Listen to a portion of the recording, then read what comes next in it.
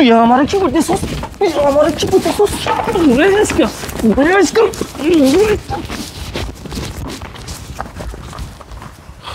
এই বাড়িটা আমার। বাড়িটা তোমার বাপের, আমি বুঝছি না। যাও পরে যাও, তুমি যাও না ভাগো ভাই কিন্তু। আরে ভাই এই খারাপ, আপনি কি কই যেতেছেন? একবার দুধে ঢুকে যেতেছেন মিথ্যে। আমি কি মানে? আমি এই বাড়ির মালিক। মজা লননি, মজা লওয়ারই পান না, নেশাপানি করেননি। আপনার এই বাড়ির মালিক কই দিয়ে দেবো? এই না আমি 3 বছর ধরে চাকরি করি, আমি মালিক চিনি না, আপনি চিনা লাগছেন। ভাগে নেন তুমি, সরেন। আরে তুমি কে? তোমার নাম কি? রশিদ না? শুনো, আমি এই বাড়ির মালিক, আমি প্রবাস থেকে আসছি। ভাই আপনার মানে কিছু খাইয়ে আইছেন, ওদিকে যান, অন্য দিকে যান, যান সরেন। এনে শয়তানি করেন না। একটু ঘুমাইতেছিলাম, মেয়ে পুরো ঘুমের 12টা বাজাই দিলেন। জানেন না, যান ওদিকে যান। দেখো তুমি আমার সাথে কিন্তু উল্টোপাল্টা ব্যবহার করতেছো। আমি তোমার বুঝাই বলতেছি এই বাড়িটা আমার। এই বাড়িটা তোমার বাপের, আমি বুঝছি না। যাও পরে যাও, তুমি যাও না ভাগো ভাই কিন্তু। আরে ভাই তুমি এরকম শুরু করছো কে ভাই? আমি তোমার কইলাম এটা আমার বাড়ি, আমি প্রবাস থেকে আসছি ভাই। তোরে না যাইতে কইছি। দেখো ভাই তুমি আমার সাথে এরকম ব্যবহার করতেছো কে? আমি তোমার বললাম তো তুমি তোমার ম্যাডামকে কল দাও, আমি তোমার ম্যাডাম হাজবেন্ড। তুমি আসলে আমাকে চিনতে পারতেছো না, এই জন্য এরকম ব্যবহার করতেছো। ওরে একটু ডাক দাও, তোমার ম্যাডাম আমার চিনবো। তুই না যা, আমি আমার ম্যাডাম চিনি না, আমার সাজা আমি চিনি না। ম্যাডাম যে প্রত্যেক দিন সাজা যায় আমি দেখি না।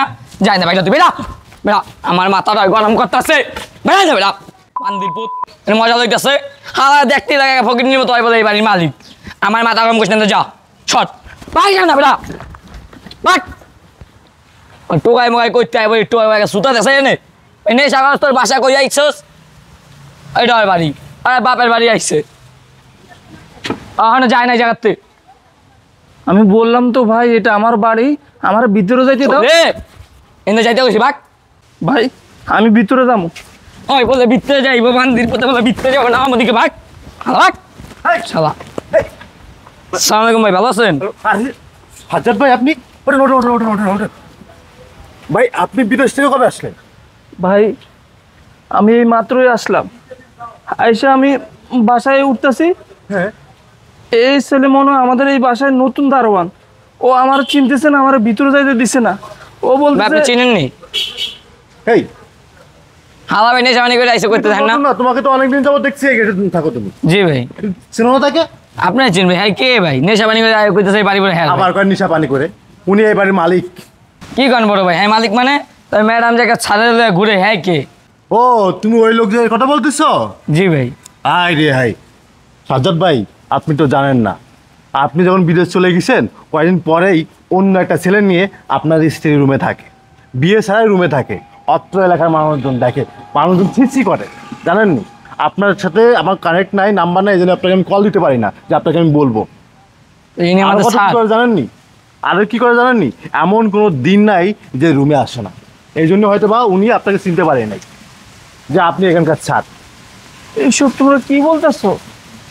ভাই আরেকটা বিষয় আপনাকে আমি ক্লিয়ার করি। ভাই আপনি যতদিন টাকা পয়সা পাঠাইছেন, ও তো টাকা পয়সা ওই পোলার পিছনে খরচ করছে, আপনার ভাই ঠকাচ্ছে ভাই। মানে আমার বউ আমার খেয়ে আমার টাকা পয়সা নষ্ট করে দারোয়ান চেঞ্জ করছে? তার মানে আমি যেই করিম চাচাকে রাখছিলাম এখানে, তারা চেঞ্জ করে এরে রাখছে, তাই না? জি ভাই। ও আচ্ছা আচ্ছা, তার মানে আমি এখন বুঝতে পারছি ও আমার টাকা পয়সা খেয়ে আমার সাথে বেইমানি করতেছে। তার মানে অন্য একটা ছেলের সাথে সম্পর্ক করে রাত দিন আমার এই বেডরুমে সময় কাটাচ্ছে। এই জন্যই তো বলি এই কেয়ারটেকার আমাকে চিনতেছে না কেন। তার মানে আমার এখানে যে করিম চাচা ছিল তাকে চেঞ্জ করে এই ছেলেটাকে রাখছে না? আজকে তার খবর আছে। এই শুনো, তুমি আমার সাথে উপরে চলো, আজকে তার আমি হাতে নাতে ধরবো। ভাই জি ভাই। আপনি তাহলে যান। হ্যাঁ আচ্ছা ভাই, তাহলে আপনি যান। আচ্ছা আচ্ছা ভাই। এই চলো। আর শোনো, তোমার আমি একটা কথা বলি, তোমার ম্যাডাম যেন কোনোভাবে বুঝতে না পারে আমি তার হাজব্যান্ড বা আমি যে দেশে আসছি। তুমি যে বলবা ম্যাডাম একটা লোক আসছে আপনাকে বিদেশ থেকে কি জানি পাঠাইছে, হ্যাঁ এই কথাটা বলবা সাবধানে, কোনোভাবে যেন বুঝতে না পারে আমি আসছি, ঠিক আছে? জি চলো। দেখো আমাদের সম্পর্কের বয়স তো অনেক দিন হলো, আর কতদিন এইভাবে লুকিয়ে লুকিয়ে প্রেম করব। তুমি যত তাড়াতাড়ি সম্ভব তোমার হাজবেন্ডের সয় সম্পত্তি সব কিছু নিয়ে তুমি আমার হয়ে যাও। আরে এত প্যারা নিও না, আমিও তো চাই তোমার সাথে থাকতে। শোনো, ওকে যদি এখন আমি ডিভোর্স দিয়ে দেই, তাহলে এই যে ওর পাঠানো টাকায় আমি তোমাকে নিয়ে এত আনন্দ ফুর্তি করতেছি, মাসে মাসে তোমাকে লাখ লাখ টাকা দিতেছি, এগুলো কিভাবে দিব বলো? এই জন্যই তো ওকে ছাড়তেছি না। ও যতদিন আছে ততদিন রাজত্ব করব। হ্যাঁ, আমি সেটা জানি, আমরা ওর টাকায় চলতেছি, খাইতেছি। আচ্ছা, তোমার প্রবাসী হাজবেন্ড যদি বাংলাদেশে এসে আমাদেরকে এইভাবে দেখে তাহলে কিন্তু সমস্যা হয়ে যাবে। কি যে বলো না, ও যদি আসে আমাকে বলে আসবে। আর ও যে বলদ, ওর কথা আর কি বলবো। ওকে তো বিয়ে করছে শুধু টাকার জন্য, আমি তো শুধু তোমাকেই ভালোবাসি। হ্যাঁ, আমি তো জানি তুমি আমাকে অনেক। এই সময় আবার কি আসলো? আচ্ছা দাঁড়া দেখতেছি। কে? ম্যাডাম আমি রশিদ। কি হয়েছে বল। ম্যাডাম একটু বাইরে আসেন।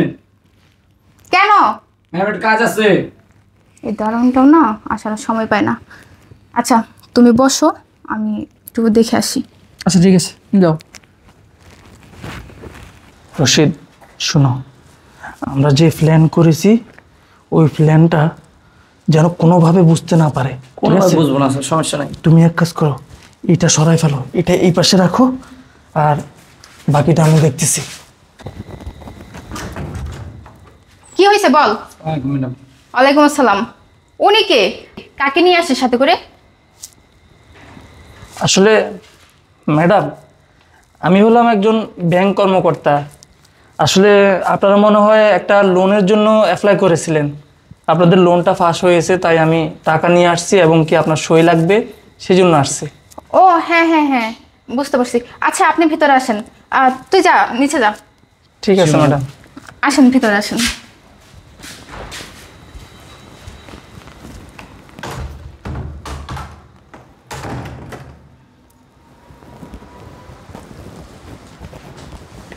কি ব্যাপার স্যার, আপনি দাঁড়ায় আছেন কেন? বসেন। ঠিক আছে। আসলে বিষয়টা হলো, বাসায় আর কেউ নাই নাকি, না আপনি একাই আছেন? আপনার হাজবেন্ডকে লাগবে কিন্তু। হ্যাঁ হ্যাঁ, আমার হাজবেন্ড বাসায় আছে। ও আচ্ছা আচ্ছা, আপনার হাজবেন্ড বাসায় আছে তাই না? হ্যাঁ ঠিক আছে, তাহলে আমি সব কিছু রেডি করতেছি। হ্যাঁ, রেডি করেন। আপনার হাজবেন্ডকে একটু ডাকেন। আচ্ছা আপনি সব কিছু রেডি করেন, আমি ওকে ডেকে নিয়ে আসছি। ঠিক আছে। আমার চোখের আড়ালে তুই এইসব করস তাই না? আজকে তো তোর খবর আছে। তোকে আমি আজকে কি করব নিজেও ভেবে পাচ্ছি না। আজকে কি করব একটু পরে টের পাবি। আসো। উনি কি? আসলে ওই যে আমরা লোনের জন্য অ্যাপ্লাই করছিলাম না, ওইখান থেকে। ও আচ্ছা আচ্ছা। ও তাহলে আপনি হলেন ম্যাডামের হাজবেন্ড তাই না? হ্যাঁ, আমরা হাজব্যান্ড ওয়াইফ। ও আচ্ছা আচ্ছা, ঠিক আছে। আমি একটু ছবিটা মিলাই দেখি, কারণ আমাদের ব্যাংকের কাজ তো, এগুলো পারফেক্ট না হলে তো আবার সমস্যা।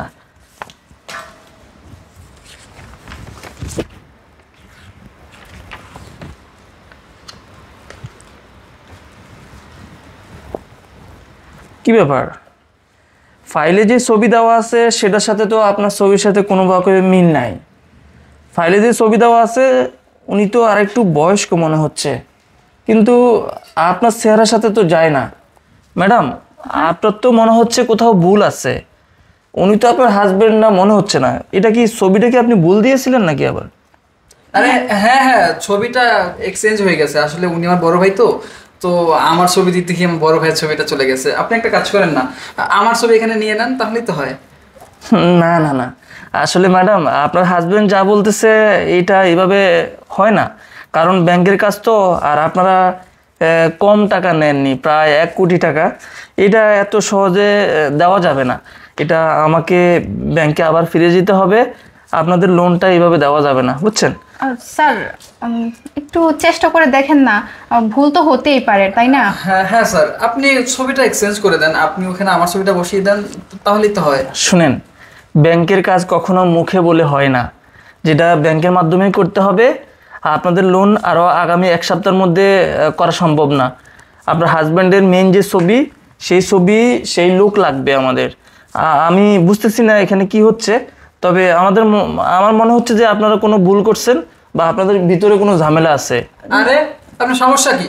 আমি বললাম না আমি ওর হাজবেন্ড, আপনি আবার বলতেছেন এখানে সমস্যা আছে। সমস্যা কেন হবে?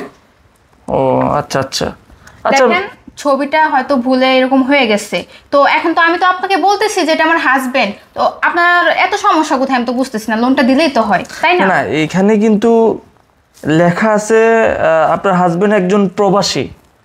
তো উনি কি প্রবাস থাকে নাকি? হ্যাঁ, প্রবাসে থাকতো তো আমার হাজবেন্ড, চলে আসছে। ও আচ্ছা আচ্ছা, এখন দেশে আছেন তাই না? হ্যাঁ। ও, কোনো মিথ্যে বলছেন না তো? আমার কেমন জানি মনে হচ্ছে, ডাউট লাগতেছে আপনি মিথ্যে কথা বলতেছেন। আজব তো, মিথ্যে কেন বলবো? আপনার সাথে মিথ্যে বলে আমাদের কোনো লাভ আছে নাকি? আচ্ছা ম্যাডাম, একটা কথা বলুন তো, উনি কি আপনার সত্যি হাজবেন্ড? আপনাকে এক কথা কয়বার বলবো? বললাম তো উনি আমার হাজবেন্ড। ও আচ্ছা আচ্ছা, উনি যদি আপনার হাজবেন্ড হয় তাহলে আমি কে? আপনি কে মানে? আপনি কি সেটা আমি কিভাবে জানবো? আর আপনি তো বলছেন আপনি একজন ব্যাংক কর্মকর্তা। ও আচ্ছা আচ্ছা, আমি ব্যাংক কর্মকর্তা না? দেখুন তো আমাকে চিনেন কিনা। তুমি তুমি কখন আসছো? ও, আমি কখন আসছি? শোনো, আমি গতকালকেই আমার ফ্লাইট ছিল। আমি ভাবছি তোমাকে না বলে দেশে আসব, আমাকে দেখে তুমি খুশি হবে, তাই তোমাকে সারপ্রাইজ দেওয়ার জন্য আমি এইভাবে চলে আসলাম। কিন্তু তোমাকে না জানিয়ে আমি সারপ্রাইজ দিতে এসে নিজেই তো সারপ্রাইজ হয়ে গেলাম। আমার বাড়ির আমার কেয়ারটেকার আমাকে বলে আপনি চোর বাটপার, মানে আমি নাকি চোর বাটপার। বিষয়টা শুনে আমি নিজেই হতবাক হয়ে গেছি। পরে যাই হোক, এলাকার এক ছোটো ভাই এসে আমাকে যখন বলল তোমার চরিত্রে সমস্যা, তুমি আমাকে রেখে অন্য একজনকে নিয়ে সংসার করতেছো বিয়ে ছাড়া, তখন নিজের কাছে খুব খারাপ লাগলো। তখন আমি সেই কেয়ারটেকারের হাতে করে আমি তোমাকে হাতে নাতে ধরবো বলে উপরে আসছি। বলো তো কি এমন অপরাধ ছিল যে তুমি আমাকে এইভাবে ঠকালে? আরে তুমি যা ভাবতেছো তেমন কিছুই না। ওর সাথে আমার এরকম কোনো সম্পর্ক নাই। সম্পর্ক নাই মানে? এতক্ষণ তুই আমাকে বলতেছস তোর হাজবেন্ড, মানে এই বাসা তোর। আমি যে মাসকে মাস বছরকে বছর প্রবাসের মাটিতে মাথার ঘাম পায়ে ফেলে ইনকাম করে তোকে মাসে মাসে টাকা পাঠাইছি, আর তুই আমার টাকা খেয়ে তুই পরপুরুষ নিয়ে বাসায় রঙ্গলীলা করিস? মানে আমি কিছুই না। এই জন্যই তো বলি যে কেন আমার খোঁজ খবর নেয় না, কেন আমার সাথে যোগাযোগ করে না। তার মানে তুই আমার টাকা খেয়ে আমার সাথে বেইমানি করিস। তোর মতো দুশ্চরিত্রহীনের কি বিচার করা উচিত আমার মাথায় ধরে না। আমি তোকে কি করব? এই বল, তুই আমার সাথে কেন এমনটা করছস? কি এমন অপরাধ ছিল আমার? দেখো, আমি বুঝতে পারি নাই, আমি না অনেক বড় ভুল করে ফেলছি। আমি আসলে টাকা পয়সা পেয়ে অন্ধ হয়ে গেছি। কি করব না করব আমি কিছুই বুঝতে পারি নাই। তুমি আমাকে এবারের মতো মাফ করে দাও, আমি আর এরকম কোনো ভুল করব না। মাফ? তোকে করবো আমি মাফ? তুই তুই আমারে কষ্ট দেস নাই, তুই বাংলাদেশের প্রত্যেকটা প্রবাসীকে কষ্ট দিছস। তোর মতো মেয়েকে আমি ছাড় দিব না। তোকে আমি 14 শিখের ভাত খাওয়াবো। বের হয়ে যা আমার বাসা থেকে। আমি চাইলে এখন পুলিশ ডেকে তোকে পুলিশের হাতে তুলে দিতে পারি, কিন্তু না, আমি তা করব না। তুই আমার বাসা থেকে বের হয়ে যা। আর এই জানোয়ার, তোদেরকে আমি কি বলবো? তোদের মতো কিছু কিছু পুরুষের জন্যই আজকে প্রবাসীর বউরা ভালো নেই। প্রত্যেকটা প্রবাসী তোদের জন্য ভালো থাকতে পারে না। তোদের মতো কিছু লোভী ছেলেদের জন্যই প্রত্যেকটা পরিবার নষ্ট হচ্ছে। তোকে তোকে বলার আমার ভাষা নেই। তোর সাথে কথা বলে আমি আমার সময় নষ্ট করতে চাই না। বের হয়ে যা তুই আমার সামনে থেকে, বেরো। দেখো, এবারের মতো আমাকে মাফ করে দাও। মাফ? তোকে মাফ করব? তোকে যদি আমি মাফ করে দেই না, কোনো প্রবাসী আমাকে মাফ করবে না। বের হ তুই আমার বাসা থেকে, বের হ বলছি।